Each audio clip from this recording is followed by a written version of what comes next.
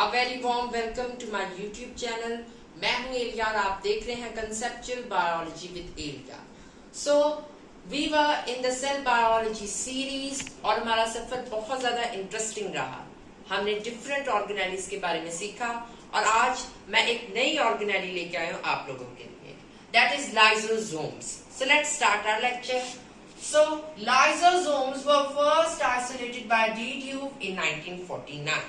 ठीक है, D due वो साइंटिस्ट था जिसने फर्स्ट टाइम लाइसोसोम्स को डिस्कवर किया था 1949 में. So this is a MCQ type question. The lysosome is composed of two words.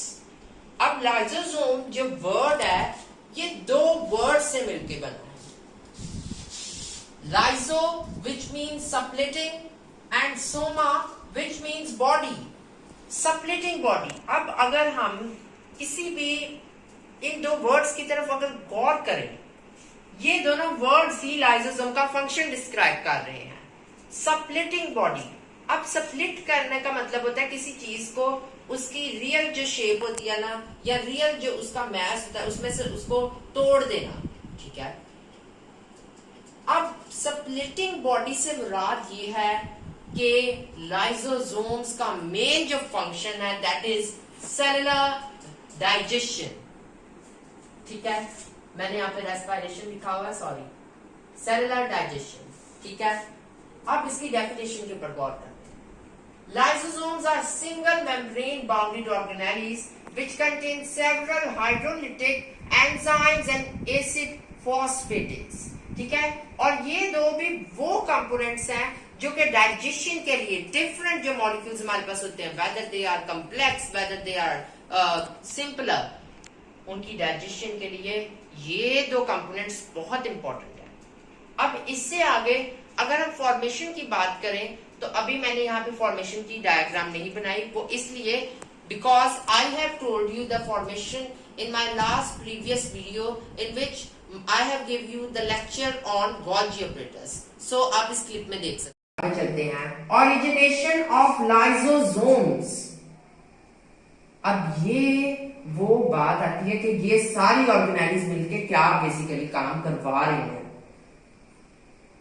अब होगा क्या, अभी हमने बात की कि रफ एंडोप्लाज्मिक रेटिकुलम से, क्योंकि राइबोसोम्स अटैच है इसके ऊपर. ठीक है, दो ऑर्गेनेलीज इकट्ठे हैं इधर, राइबोसोम्स भी और एंडोप्लाज्मिक रफ एंडोप्लाज्मिक रेटिकुलम भी. ये प्रोटीन्स भेजेगा वेसिकल्स के अंदर और वेसिकल्स जाके क्या करेंगे, अटैच हो जाएंगे गोल्जी ऑपरेटर्स के अंदर, और फिर गोल्जी ऑपरेटर्स उन प्रोटीन्स को मॉडिफाई करेगा. बेसिकली जब हम मॉडिफिकेशन की बात करते हैं, मॉडिफिकेशन में उसी चीज को और ज्यादा बेहतर करके आगे भेजा जाता है. ठीक है, मॉडिफिकेशन यही होती है. सो गोल्जी ऑपरेटर्स उन प्रोटीन्स को मॉडिफाई करके लाइसोसोम्स बना देगा. अब हमें हमने फॉर्मेशन की बात कर ली. अब आगे चलते हैं. अब कुछ ये टर्म्स हैं जो कि अक्सर स्टूडेंट्स को मुश्किल लगती हैं. ऑटोफैगोसोम्स. अब ऑटोफैगोसोम से आपके ज़हन में जरूर एक प्रोसेस आ रहा होगा, ऑटोफेगी. ये मैं आपको अभी एक्सप्लेन करता हूँ.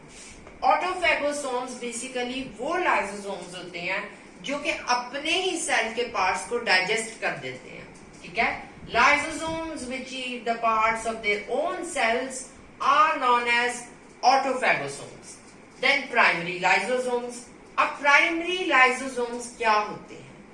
अब मैंने आपको फॉर्मेशन में ये बताया कि रफ एंडोप्लाज्मिक में से आगे प्रोटीन्स जाएंगे स्मूथ एंडोप्लाज्मिक के पास, स्मूथ एंडोप्लाज्मिक बट कर देगा उन्हें वेसिकल्स की तरह. ठीक है, और उन्हें भेज देगा गोल्जी ऑपरेटर्स के पास. गोल्जी ऑपरेटर्स आगे से मॉडिफाई करेगा प्रोटीन्स को और उन्हें अपने फॉर्मिंग फेज में से निकाल देगा, बल्कि मैच्योरिंग फेज में से निकाल देगा, और मैच्योरिंग फेज से निकलते ही वो मॉडिफाइड प्रोटीन्स लाइसोसोम्स बन जाएंगे.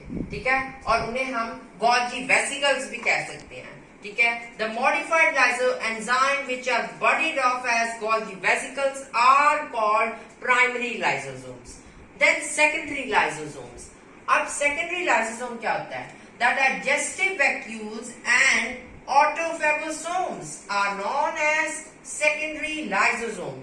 अब इधर देखें, फंक्शंस के ऊपर देखते हैं, ताकि फंक्शंस के अंदर जब मैं आपको फैगोसाइटोसिस पढ़ा रहा हूँ उसी के अंदर मैं आपको समझा दूंगा कि सेकेंडरी लाइसोसोम क्या होता है। सो फंक्शंस के ऊपर जब हम देखें तो लाइसोसोम के टोटल ये 4 मैंने यहाँ पे फंक्शंस लिखे हैं, बल्कि इससे भी शायद ज्यादा हो, बट मैंने जितना बुक्स में पढ़ा और नॉलेज हासिल किया उसके मुताबिक ये मोस्ट इंपॉर्टेंट फंक्शंस हैं।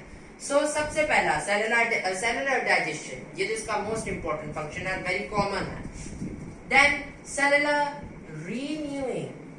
अब जब आप अब बेसिकली लाइसोसोम, हम इससे पहले सेलुलर रीन्यूइंग से पहले ऑटोफेगी को देखते हैं।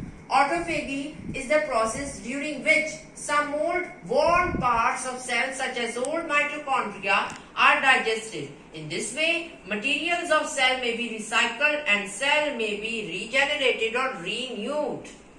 अब होगा क्या?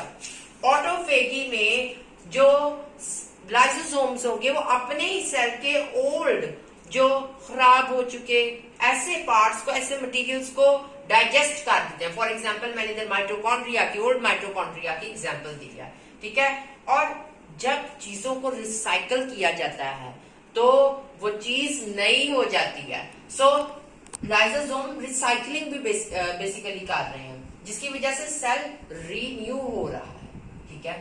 देन इसका जो एक बहुत खास फंक्शन है फैगोसाइटोसिस, ठीक है। अब सेल के अंदर डिफरेंट, आपको पता है, सेल मेम्ब्रेन के जरिए से आती हैं मटेरियल्स आते हैं, ठीक है। अब होता क्या है, एंडोसाइटोसिस की मदद से सेल मेम्ब्रेन अंदर को फोल्ड होती है और मटेरियल्स का वैक्यूल बना के अंदर भेज देती है। लाइसोसोम जो कि पहले से अंदर मौजूद है सेल के, वो फौरन से पहले इस मटेरियल के ऊपर एक्ट करेगा और इसे डाइजेस्ट कर देगा, ठीक है। अब वो क्या कह सकते हैं, वो इवेंट या वो पोर्शन इस प्रोसेस का जिसके अंदर ये दोनों जुड़े हुए हैं, यानी कि वो मटेरियल भी जो डाइजेस्ट होने आया है और लाइसोसोम, इस चीज को कहते हैं सेकेंडरी लाइसोसोम। ये ऑल टुगेदर लाइसोसोम और जो डाइजेस्टेबल सब्सटेंस होती है, जो कि डाइजेस्ट होने आई होती है, वो दोनों मिलकर सेकेंडरी लाइसोसोम बना देते हैं और उसके बाद डाइजेस्टेड सब्सटेंस को निकाल दिया जाता है सेल से बाहर, ठीक है। अब जहां लाइसोसोम इतना इंपॉर्टेंट है तो जाहिर बात है अगर तो ये एब्सेंट सेल में हुआ तो कोई ना कोई डिजीज तो मस्ट आएगी। सो इसकी एब्सेंस की वजह से कुछ खास डिजीजेस हैं, वो भी देख लेते हैं। Diseases which are caused if lysosomes are weak और are not present. First of all storage diseases, ठीक है। अब जब सेल के अंदर लाइसोसोम प्रेजेंट नहीं होगा या लाइसोसोम वीक होगा, मटेरियल्स तो सेल मेम्ब्रेन के जरिए आते रहेंगे सेल के अंदर, लेकिन जब लाइसोसोम उन्हें डाइजेस्ट ही नहीं करेगा तो क्या होगा, वो स्टोर होते जाएंगे सेल के अंदर।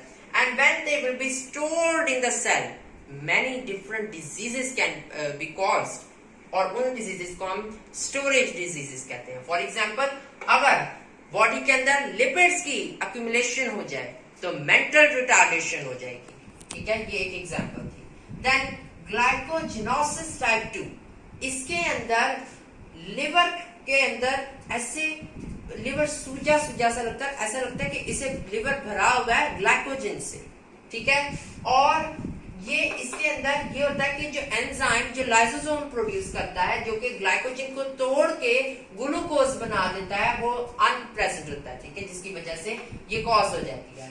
देन T-सैक्स है, ये भी ऐसे ही है कि लिपिड्स की कैटालाइसिस नहीं होती क्योंकि लाइसोसोम वीक है या प्रेजेंट नहीं है। So this was all about lysosome. ये बहुत इंपॉर्टेंट ऑर्गेनेल है, ठीक है। इसका सेल के अंदर बहुत इंपॉर्टेंट, एक बहुत ज्यादा बड़ा किरदार है, ठीक है, क्योंकि आपको पता है डाइजेशन से एनर्जी भी मिलती है, ठीक है। जब ब्रेकडाउन ऑफ फूड होगी तो तब एनर्जी भी होगी, बट बेसिकली लाइसोसोम डाइजेशन कर रहा है, ठीक है, और ये बहुत इंपॉर्टेंट था। So this is all about this organelle. So I hope it will be very informative for you and it will be very helpful for you. And if you like my video, please subscribe my channel. Also hit the bell icon so that आपको मेरे latest uploads मिलते रहें. ठीक है। और अगर इस organise या मेरे किसी भी लेक्चर से रिलेटेड कोई भी आपको क्वेश्चन हो तो आप कमेंट सेक्शन में पूछ सकते हैं। मैंने डिस्क्रिप्शन में अपना व्हाट्सएप नंबर भी दिया हुआ है, ठीक है। उस पे आप मुझे कॉल करके भी कोई भी क्वेश्चन कर सकते हैं और होम ट्यूशन के लिए भी कर सकते हैं। क्योंकि देखें, ऐसे तो मैं आपको जो भी, ये तो मेरी जस्ट एक हेल्प है, ठीक है। इससे आप लोगों को मैं जितनी को भी हेल्प दे सकता हूँ वो मैं देता हूँ, बट फेस टू फेस और इस तरीके से वीडियो में एक फर्क है, ठीक है। सो अगर आप इंटरेस्टेड हो कि मेरे से आपने होम ट्यूशंस लेनी है, so you can call me and I will be available for you. So thank you very much and God bless you all.